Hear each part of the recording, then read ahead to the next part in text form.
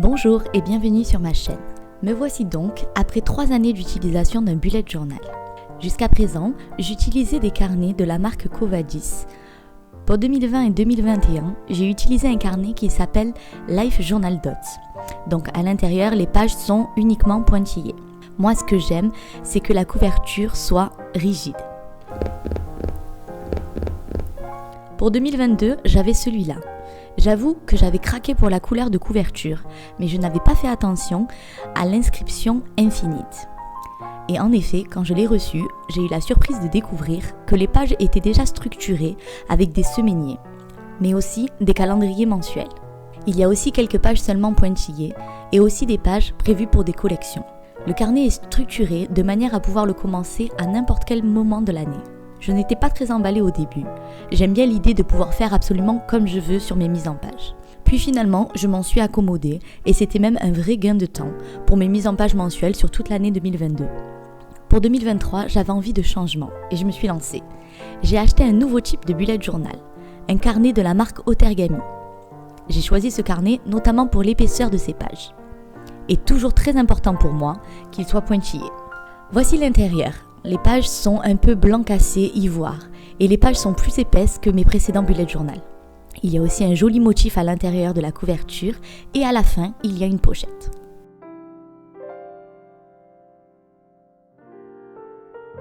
En tant que fan de papeterie, je suis impatiente de commencer ce nouveau carnet et j'ai hâte de partager ma mise en page pour cette nouvelle année. Ah oui, j'allais oublier bien sûr, la couverture est toujours rigide.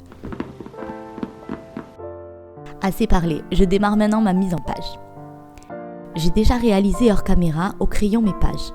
Il ne me reste qu'à repasser au finliner et à ajouter la couleur.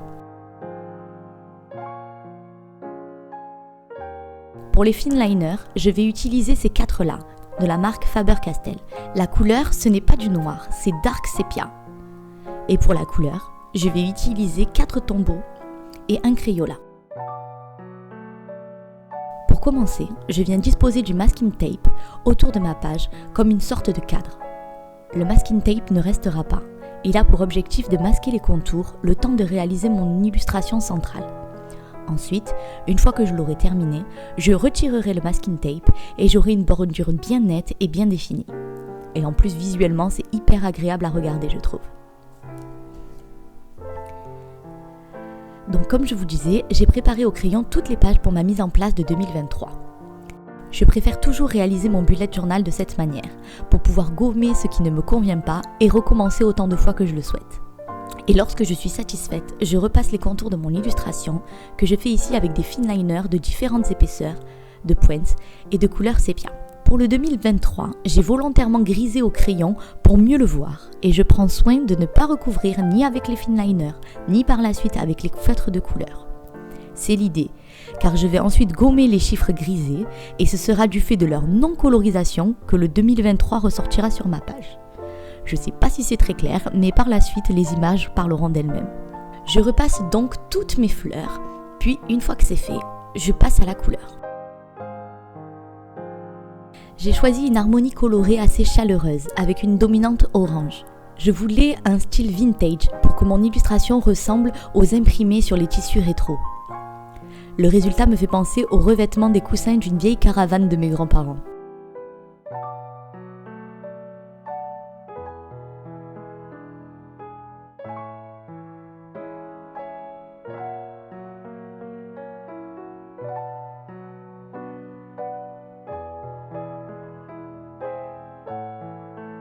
Et voici donc mon moment préféré, quand je retire le masking tape et que je retrouve les bords hyper nets de mon illustration.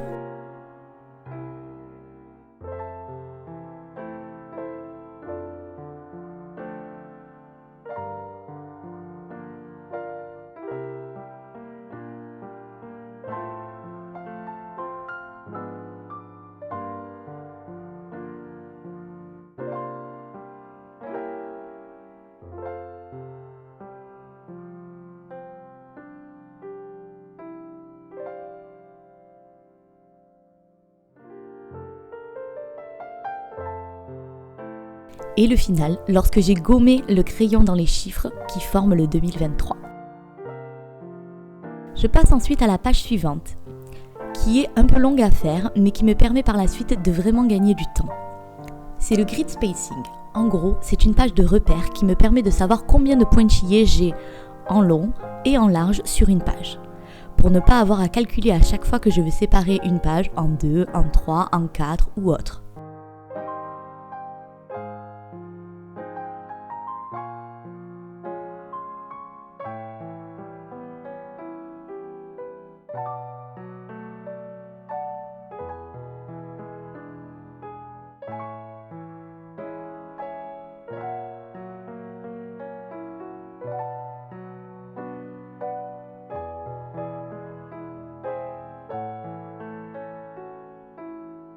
Ensuite, sur cette même page, je note mes clés. C'est la petite légende de mon bullet journal.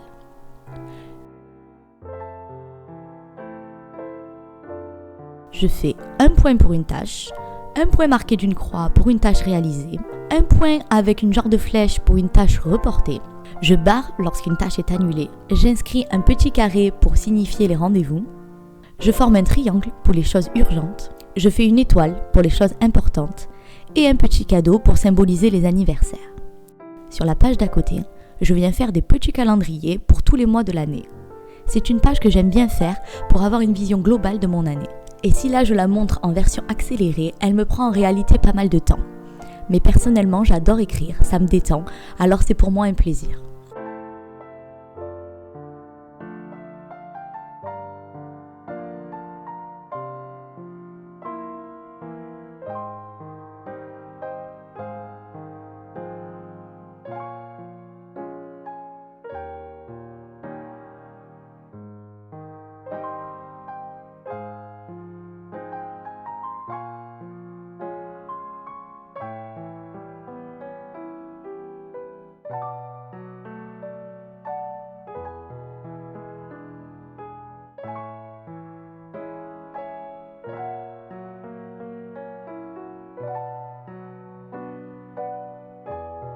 La double page qui suit, et même celle d'après, puisque ce sera la suite, sont pour moi les pages les plus importantes.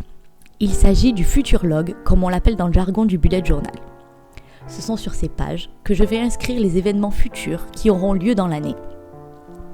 En effet, un bullet journal se construit petit à petit et pour ma part d'un mois sur l'autre. Alors par exemple, si je suis au mois de janvier et que j'ai un rendez-vous déjà prévu pour octobre, vu que mon mois n'est pas encore mis en place dans mon carnet, c'est dans le futur log que je viens le noter. Je surligne la date dans le mois concerné, puis je réécris la date en dessous du petit calendrier, en notant l'horaire et ou l'événement. Puis, lorsque je ferai ma mise en page du mois d'octobre, par exemple toujours, je viendrai transférer tous les événements que j'ai notés dans mon futur log dans ma mise en page du mois. Je fais mon futur log sur 2 doubles pages. Une première double page les 6 premiers mois de l'année et la deuxième double page les 6 derniers mois de l'année. Et je décore toujours sur le même thème et bien sûr toujours avec les mêmes couleurs.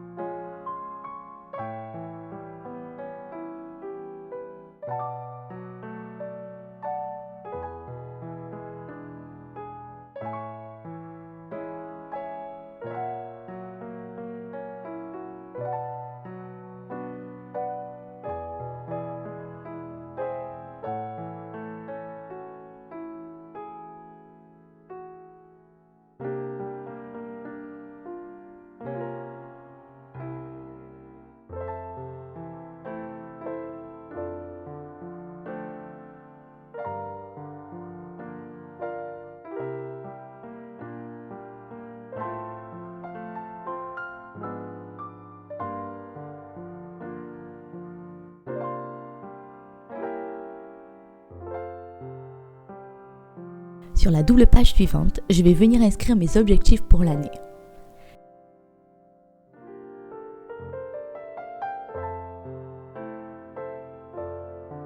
J'ai choisi de définir des objectifs dans 6 thématiques différentes, qui seront pour moi personnel, professionnel, culture, loisirs, santé et finances.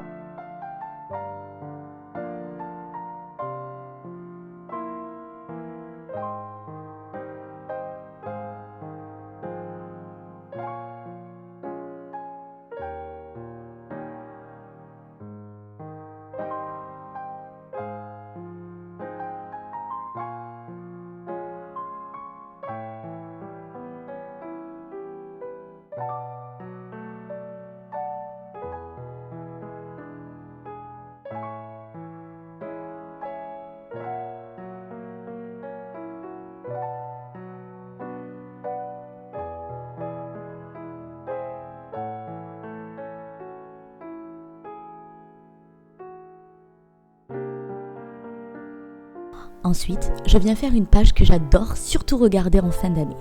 C'est une double page sur laquelle je vais venir coller une photo prise dans chaque mois de l'année. Ça me permet d'avoir un petit souvenir de toute mon année en un seul coup d'œil.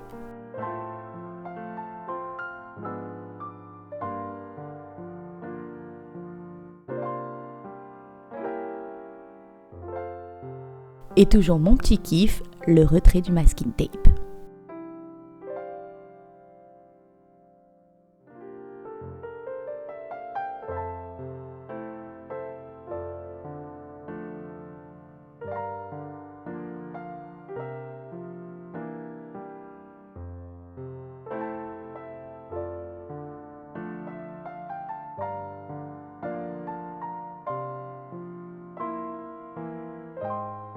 Ensuite, je viens faire une page qui sera consacrée à la liste des différents films et séries que j'aurai regardés au cours de l'année.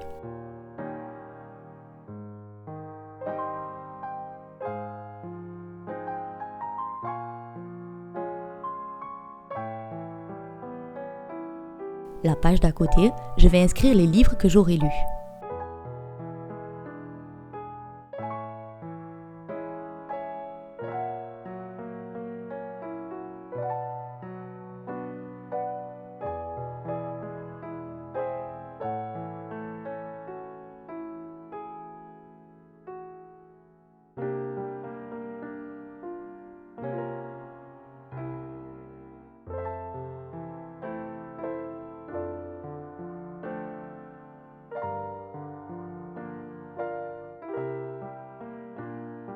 Sur la page qui suit, les musiques que j'aurai écoutées.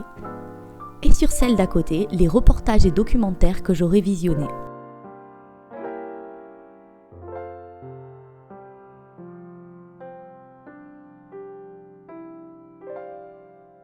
La page d'après sera consacrée aux idées de vidéos. C'est important pour moi d'avoir un espace où je peux inscrire toutes les idées qui me viennent afin de ne pas les oublier. Sur la page d'en face, je me fais un petit tracker des réseaux sociaux.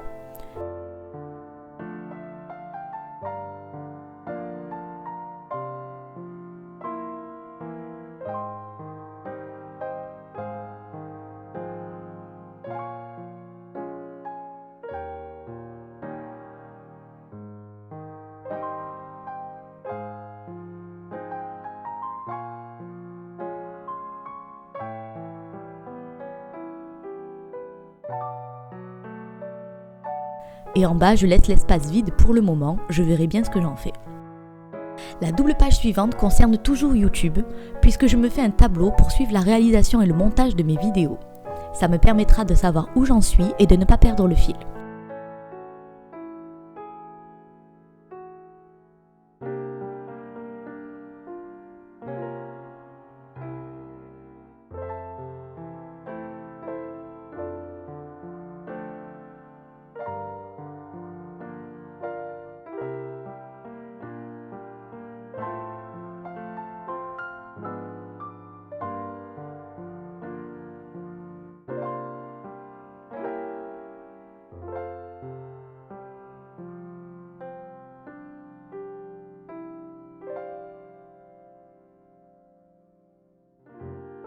Ensuite, cette double page sera consacrée à des listes, ma need list et ma wish list. À gauche, je vais lister tout ce dont j'ai besoin et à droite, tout ce dont j'ai envie. Déjà, c'est une bonne manière de prioriser entre besoin et envie. Ensuite, ça permet d'avoir toujours des idées à suggérer à mon entourage lorsque l'on me demande ce qui me ferait plaisir pour mon anniversaire par exemple. Et puis ça me permet de patienter avant d'obtenir quelque chose qui me fait envie et donc de filtrer une potentielle envie passagère d'une véritable voire nécessaire envie et ou besoin même.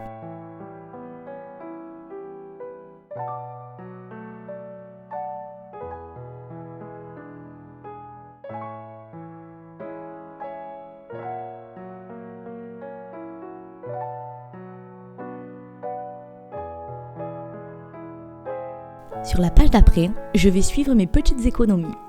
Pour l'illustrer, je dessine un bocal que je vais diviser en 12 pour inscrire les 12 mois de l'année.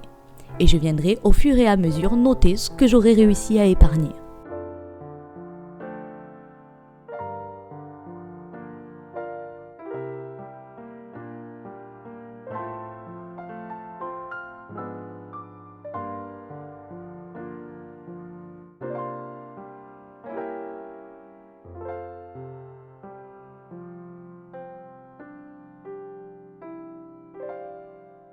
Je laisse la page d'en face vide, je verrai plus tard ce que j'aurai envie d'y mettre, peut-être une citation positive, motivante, enfin je verrai bien. La double page suivante, c'est juste une page pour me faire plaisir. Je l'ai appelée palette de couleurs. Et je vais juste venir, mois par mois, mettre un échantillon des couleurs que j'aurai choisies pour le mois avec les références de mes feutres.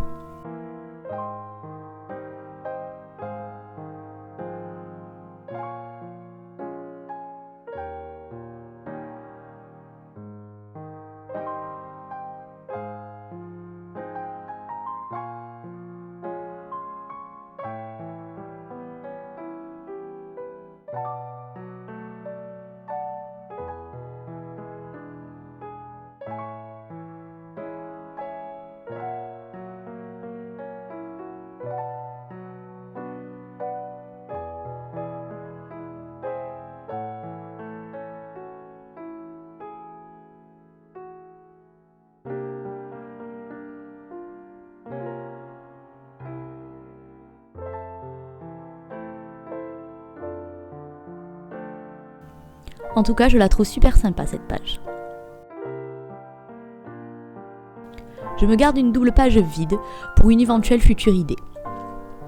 Et sur la double page suivante, je viens faire une mise en place qui me sert énormément dans mon organisation puisqu'elle m'aide à organiser les repas de manière hebdomadaire.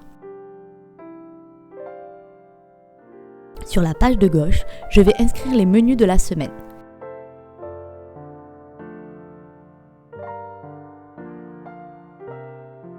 J'inscris donc les 7 jours de la semaine.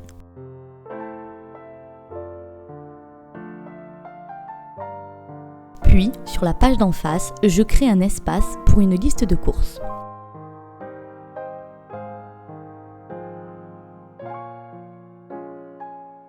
Et comme cette page me sert toutes les semaines, mais qu'elle me prendrait beaucoup trop de place dans mon bullet si je devais la faire à chaque fois, je ne la fais qu'une seule fois, mais par contre, je peux la modifier à l'infini grâce à l'utilisation de post-it.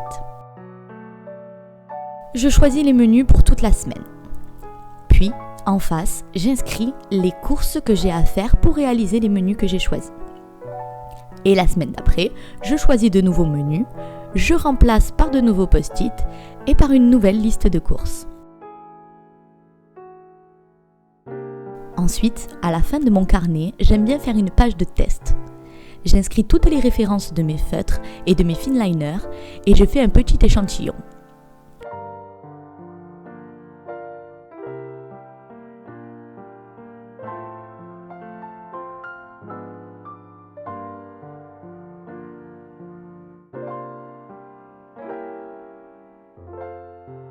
Pour les tombeaux, je prends le numéro de référence qui est inscrit.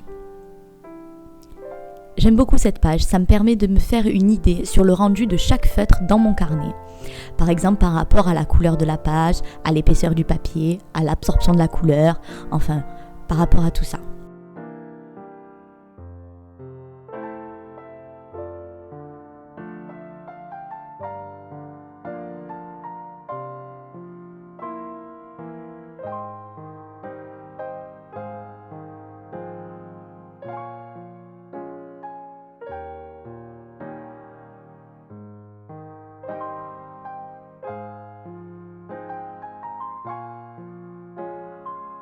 Pour les Crayolas, étant donné qu'ils n'ont pas de numéro de référence, c'est moi qui les ai numérotés afin de pouvoir les différencier.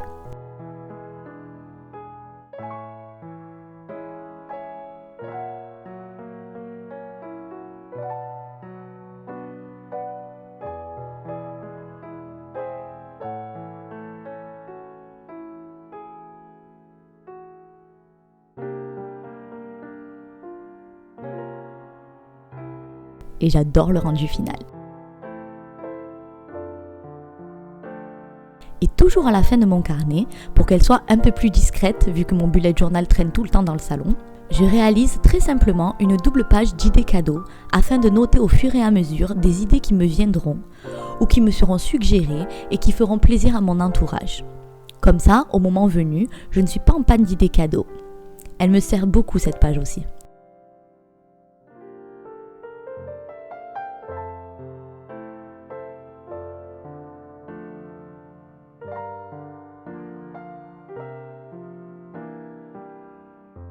Et voilà enfin le moment le plus agréable pour moi, celui où je peux enfin regarder l'intégralité de ma mise en page de l'année. J'avoue que je suis contente du résultat final, que je trouve à la fois vivant et coloré, mais assez sobre.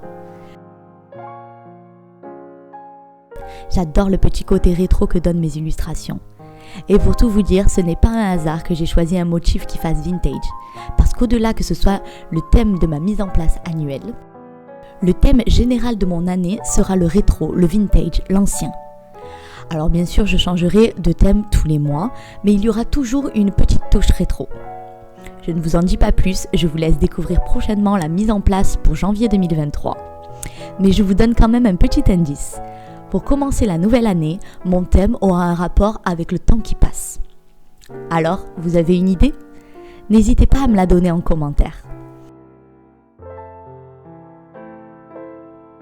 J'espère que vous avez passé un bon moment à regarder cette vidéo et si c'est le cas, n'hésitez pas à me le faire savoir en aimant la vidéo.